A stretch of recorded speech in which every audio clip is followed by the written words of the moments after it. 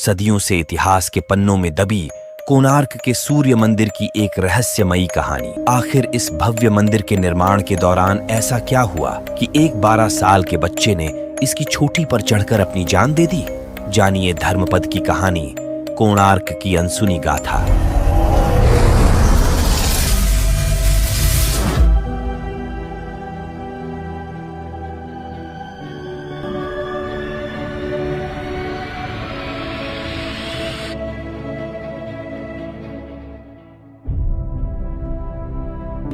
तेरहवीं शताब्दी में कलिंग साम्राज्य पर बहादुर और दूरदर्शी राजा लंगुला नरसिंह देव प्रथम का शासन था। राजा नरसिंह देव प्रथम काकतीय राजवंश के शक्तिशाली शासक गणपति के खिलाफ भीषण युद्ध में उलझे हुए थे। 3 साल तक दोनों राज्यों के बीच भयंकर युद्ध हुआ, लेकिन अंततः काकतीय राजा की हार हुई और नरसिंह देव विजयी हुए। राजा लंगुला नरसिंह देव बहुत सारा धन और वैभव लेकर घर लौटे।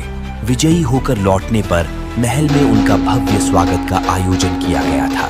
राजमाता कस्तूरी देवी ने गर्व से अपने पुत्र को गले लगा लिया।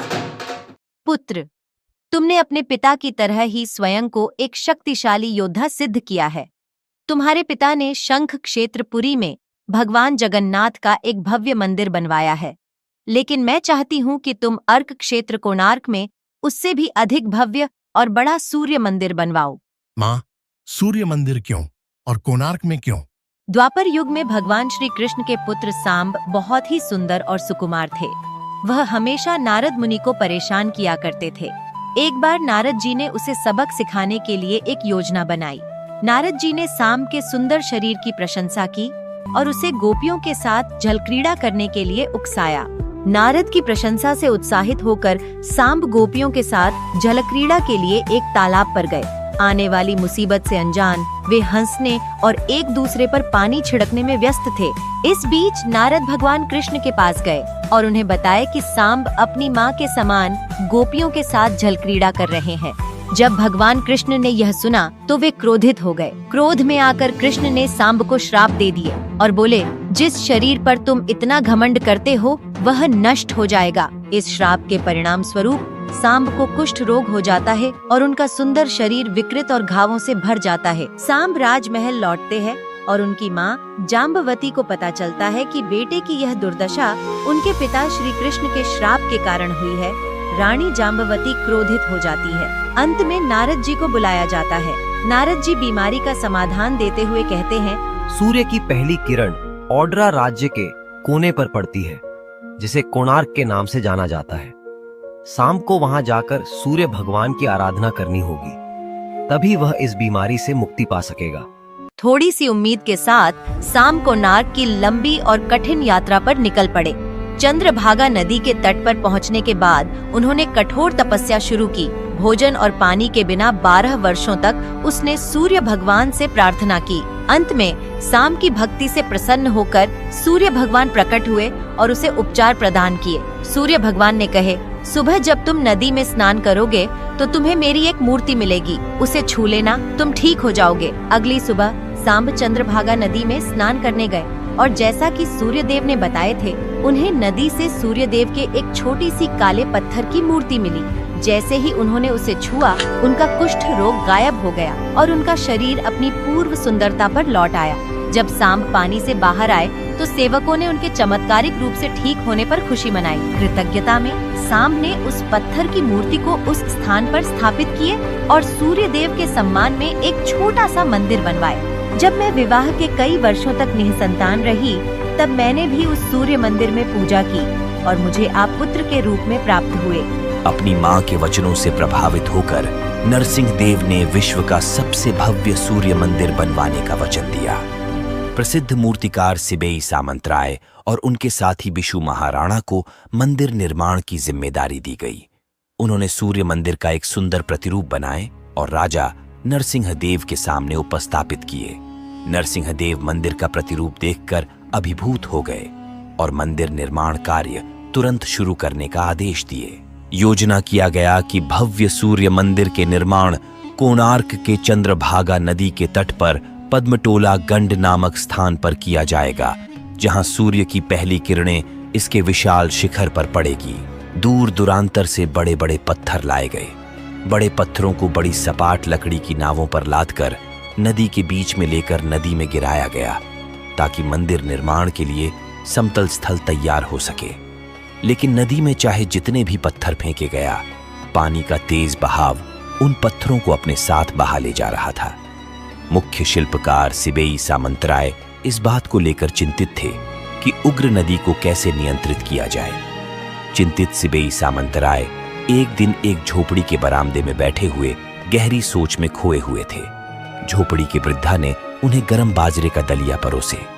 जल्दी जल्दी में खाने के लिए उन्होंने अपना हाथ गरम खाने के बीच में डाल दिए, जिससे उनका हाथ जल गया और वृद्धा हंस पड़े और बोले, तुम बीच से खा रहे हो, जैसे नदी को बीच से भरने की कोशिश कर रहे हो।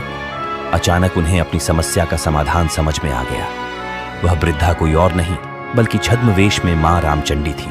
एक सही योजना के साथ उन्होंने नदी को भरने के लिए किनारे से पत्थर डालना शुरू कर दिए और मंदिर निर्माण के लिए एक समतल स्थल तैयार करने में सफल रहे, जिस पर मंदिर का निर्माण कार्य तेजी से आगे बढ़ने लगा। राजा ने आदेश दिए थे कि जब तक पूरा काम पूरा नहीं हो जाता, किसी को भी घर जाने की अनुमति नहीं दी जाएगी। 12 साल तक 1200 कारीगरों ने इस मंदिर को बनाने के लिए कठिन परिश्रम किए और एक भव्य मंदिर का निर्माण किए। लेकिन आखिरी चुनौती तब आई जब उन्होंने मंदिर का कलश स्थापित करने की कोशिश की। लाख कोशिशों के बाद भी उस मंदिर के गुंबद पर विशाल चुंबकीय कलश को उचित स्थान पर स्थापित नहीं किया जा सका। शिविर में निराशा छा गई और राजा अधीर हो गए और आदेश दिए कि अगर कल सुबह तक कलश स्थापित नहीं किया गया तो सभी कारीगरों के सिर काट दिए जाएंगे। यह सुनकर सभी कारीगर गहरी सोच में पड़ गए। आखिर क्या किया जा सकता है? इस बीच मंदिर के भव्य निर्माण से दूर मुख्य वास्तुकार बिशु महाराणा के बेटे धर्मपद 12 साल के हो गए थे। जब उनकी पत्नी के गर्भ में धर्मपद था, तब से बिशु महाराणा ने घर छोड़कर मंदिर निर्माण के लिए आ गए थे। धर्मपद अपने पिता की शिल्पकला की कहानियां सुनते हुए बड़े हुए। बचपन से ही उन्हें वास्तुकला और शिल्पकला में रुचि थी और एक महान मंदिर वास्तुकार बिशु महाराणा के बेटे होने के नाते उनके पास मंदिर निर्माण के विवरण का वर्णन करने वाली हस्तलिपि थी। जब वे 12 साल के हुए, तब तक उन्होंने ओडिया मंदिर वास्तुकला की कला में महारत हासिल कर ली थी। लेकिन वह हमेशा उदास रहता था, क्योंकि उसने अपने पिता को कभी नहीं देखा था। अपने 12वें जन्मदिन पर उसने अपनी मां से एक उपहार मांगा, अपने पिता से मिलने का मौका, एक ऐसा अनुरोध जिसे उसकी मां अब और मना नहीं कर सकती थी। जाने से पहले धर्मपद की मां ने उसे अपने बगीचे से कुछ फल दिए और उसे अपने कुत्ता बलिया को अपने साथ ले जाने के लिए कहे, ताकि उसके पिता बलिया को पहचान सके। एक लंबी यात्रा के बाद वह निर्माण स्थल पर पहुंच गया। बलिया ने अपने मालिक बिशु महाराणा को पहचान लिया। धर्मपद दौड़कर अपने पिता से गले मिला और अपना परिचय दिया, लेकिन माहौल उत्सव जैसा नहीं था। धर्मपद कारीगर की चिंता को महसूस किया और उनकी चिंता का कारण पूछा। कारण जानने के बाद धर्मपद ने अपने पिता से कहा, अगर आप मुझे अनुमति दें तो मैं मंदिर के गुंबद पर कलश स्थापित कर सकता हूं। बिशु महाराणा ने संकोच के बावजूद उन्हें अनुमति दे दी। धर्मपद जल्दी से मंदिर के ऊपर चढ़ गया और पाया कि काम में कुछ त्रुटि है। अपने द्वारा अध्ययन की गई हस्तलिपि से प्राप्त ज्ञान का उपयोग करते हुए धर्मपद ने कुछ महत्वपूर्ण समायोजन किए। कुछ ही क्षणों में कलश पूरी तरह से अपनी जगह पर स्थापित हो गया। जैसे ही कलश स्थापित किया गया, एक चमत्कार हुआ। गुंबद के अंदर छिपे चुंबक की शक्ति के कारण सूर्य भगवान की भव्य मूर्ति हवा में तैरने लगी। नीचे मौजूद कारीगर खुशी से झूम उठे। उनके दिल खुशी और गर्व से भर गया। लेकिन कुछ कारीगरों ने इसका विरोध किया और कहा कि कल जब राजा को पता चलेगा कि जो काम 1200 कारीगर मिलकर नहीं कर पाए, उसे एक 12 साल के लड़के ने कर दिखाया, तो राजा जरूर सोचेंगे कि हम अपना काम ठीक से नहीं कर रहे थे और हमें मृत्यु दंड दे देंगे। ये सुनकर कुछ लोगों ने तर्क दिया कि धर्मपद को हमेशा के लिए चुप करा दिया जाना चाहिए। बिशु महाराणा एक पिता और मुख्य कारीगर के रूप में अपने कर्तव्य के बीच हैरान और परेशान थे। उन्होंने इस विचार का कड़ा विरोध किया। वातावरण में तनाव भर गया। धर्मपद ने उथल पुथल को देखा और महसूस किया कि उसकी सफलता ने उसके पिता को कितना तनाव में डाल दिया है। इसलिए उसने एक दिल दहला देने वाला फैसला किया।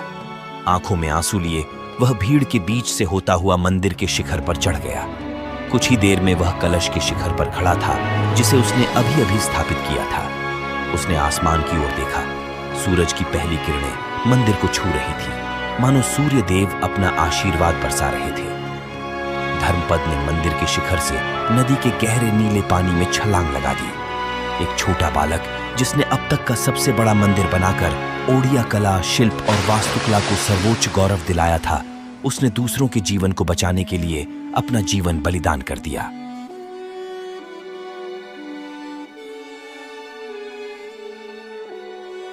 कुछ देर बाद राजा नरसिंह देव मंदिर के सामने प्रकट हुए। हवा में झूलती सूर्य भगवान की भव्य प्रतिमा को देखकर नरसिंह देव बहुत प्रसन्न हुए और सिबेई सामंतराय की प्रशंसा करते करते थक गए। राजा नरसिंह देव ने घोषणा की कि मंदिर की प्राण प्रतिष्ठा माघ शुक्ल सप्तमी के दिन संपन्न होगी। सिबेई सामंतराय ने कहा कि तिथि तो अच्छी है, लेकिन मंदिर की प्राण प्रतिष्ठा के लिए यह सही समय नहीं है। लेकिन राजा नरसिंह देव अड़े रहे और उसी तिथि को मंदिर की प्राण प्रतिष्ठा की गई। लेकिन बहुत जल्द ही इस मंदिर में कुछ रहस्यमयी घटनाएं घटने लगीं। सबसे पहले मंदिर में मौजूद शेर की एक विशाल मूर्ति गिर गई। धीरे धीरे मंदिर से कई पत्थर गिरने लगे। अब राजा नरसिंह देव को एहसास हुआ कि सिबेई सामंतराय सही कह रहे थे, लेकिन तब तक बहुत देर हो चुकी थी। कई सालों के बाद यह मंदिर और इसके आसपास का इलाका घने जंगलों में तब्दील हो गया। अंग्रेजों के शासनकाल में जब इस मंदिर का स्थान पता चला, तो उन्होंने इस मंदिर का नवीकरण करवाए और आज आप उस भव्य मंदिर का केवल टूटा हुआ हिस्सा ही देख रहे हैं।